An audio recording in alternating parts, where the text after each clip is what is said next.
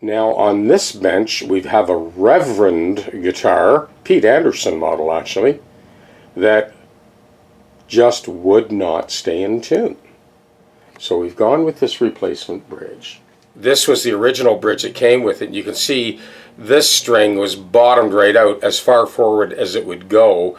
And John, who's a very prolific, long-time professional musician, loved the guitar, but the tuning was driving him up the wall.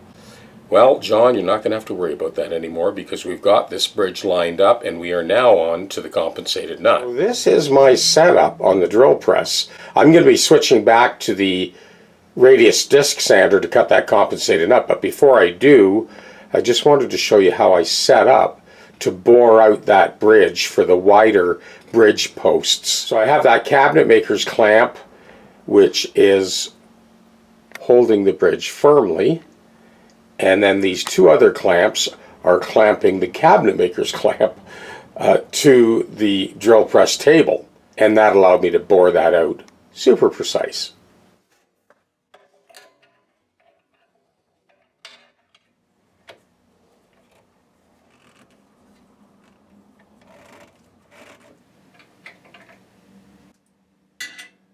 I'm going to let this camera roll while I convert back to the radius disc to finish that compensated nut.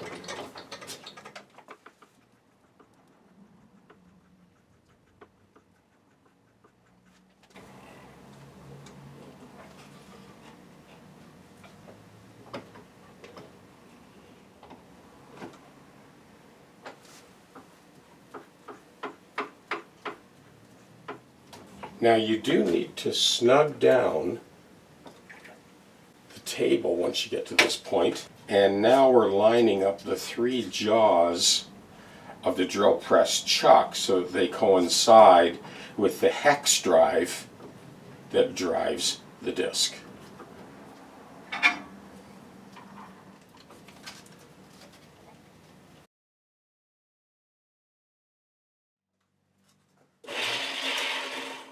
I use this clamp to clamp the platform to the table.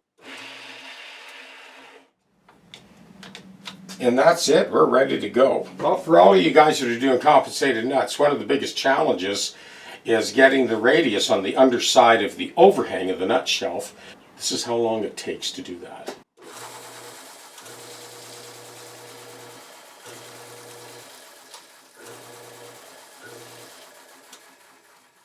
That's it. So thin that down just a little bit. Now that we've got a perfect fit across the radius of the fingerboard and the nut ledge, we'll start to shape the top of the crown back to the radius disc sander.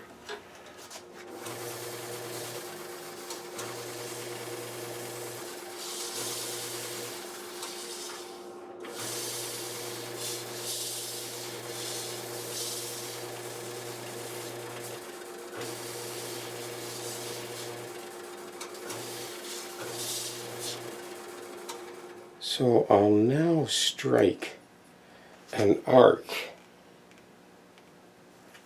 across the leading edge, and I will take that down with a disc sander.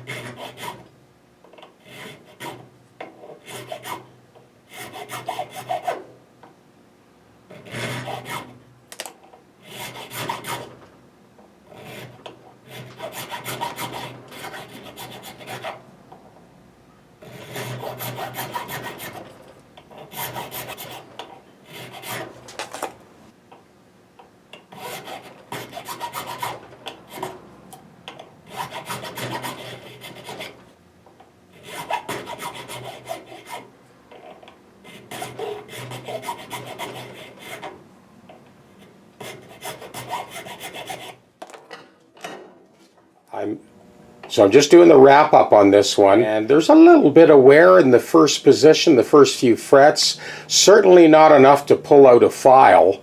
I've already edge dressed and buffed those ends. They were getting a little sharp. So I cut back those set screws so they're flush with the casting on both sides. And of course this is a roller bridge like the other one, but it is rock solid. It is not budging. The other one was a little bit sloppy.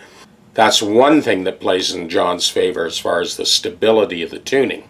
So I have my scrub block here. This is the block that I send out in the fretting kits.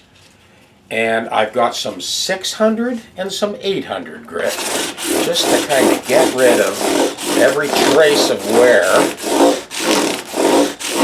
mostly in this position. The 600 first.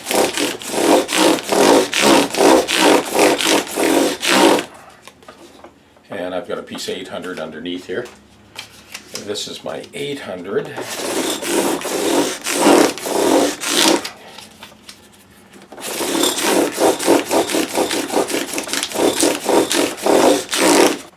And that pretty well does it as far as taking care of any trace of string wear.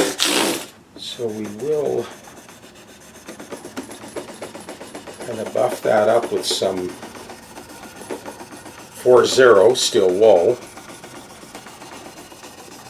and I will hit this with the buffer as well.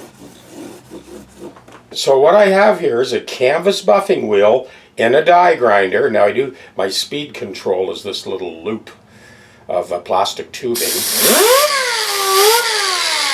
You don't want too much torque, just enough to buff the frets. You don't want to melt the binding. So we've done the 600, done the 800, now we're going to buff.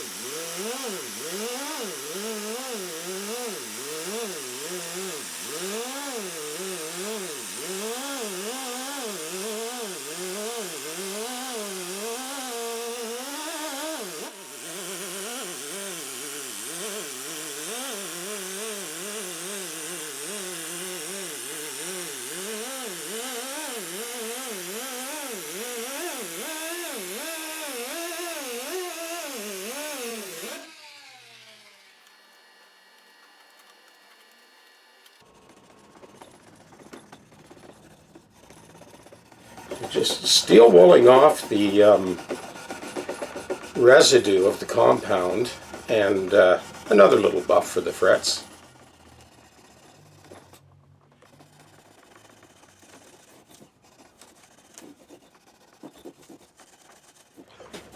And a touch of lemon oil, just to kind of, a little lemon oil to clean it all up.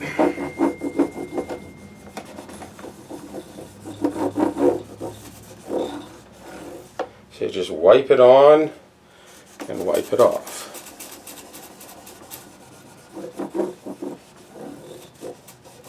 Now everybody knows you want to be careful around the pickups with steel wool. So here's another tip. When you are buffing and steel wooling, especially using that compound, even the lemon oil, I leave this covered right until the end. You don't want to mess up that beautiful nut with black smudging.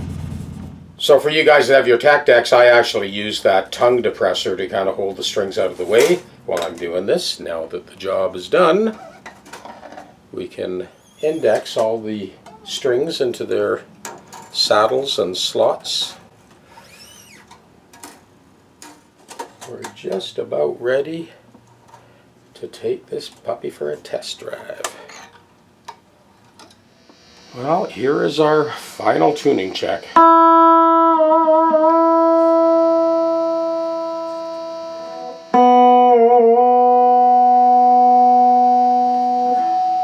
So the trick with these Bigsby's is it's pretty spongy, the compression spring they use. So you can see it takes a while for it to come back to center.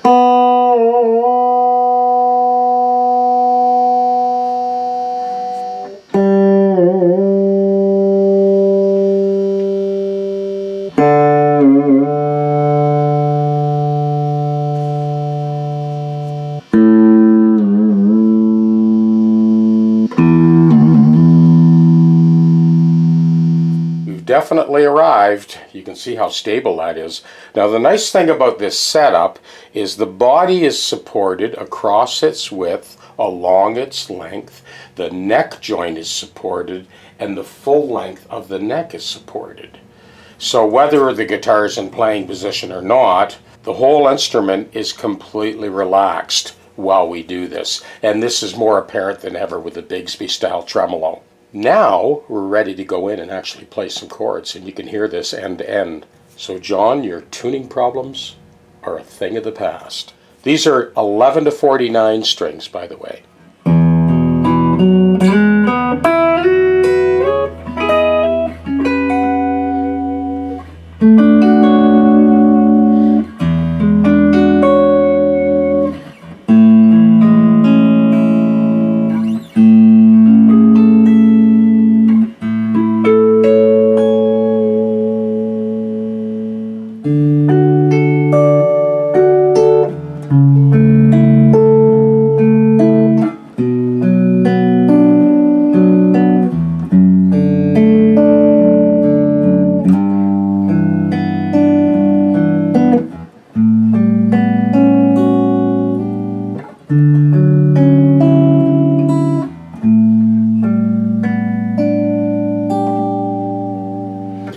There's some really unique features about this guitar that John had kind of pointed out to me when he dropped it off. One of them is that this third knob here is kind of a mid-range scoop. Because it's a semi-hollow, if it gets away on you, you know, you can thin out that mid-range.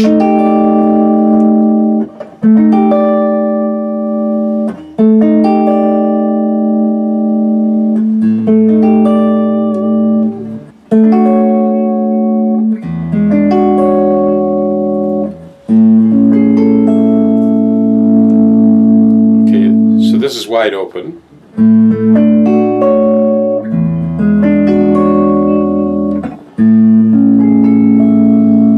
I'll back it off about halfway.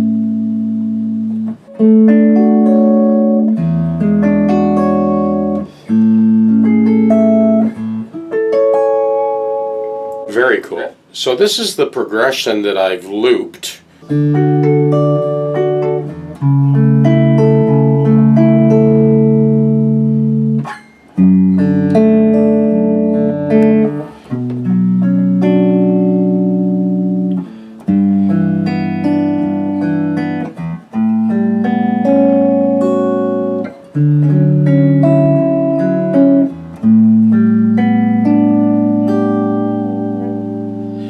Once again, with this guitar, instead of going note to note, string to string, fret to fret, seventh and corresponding octave, and all the stuff you saw me do earlier, I'm just going to play some chords and maybe some chords over top of chords, so you get a sense of the precision and stability of the intonation.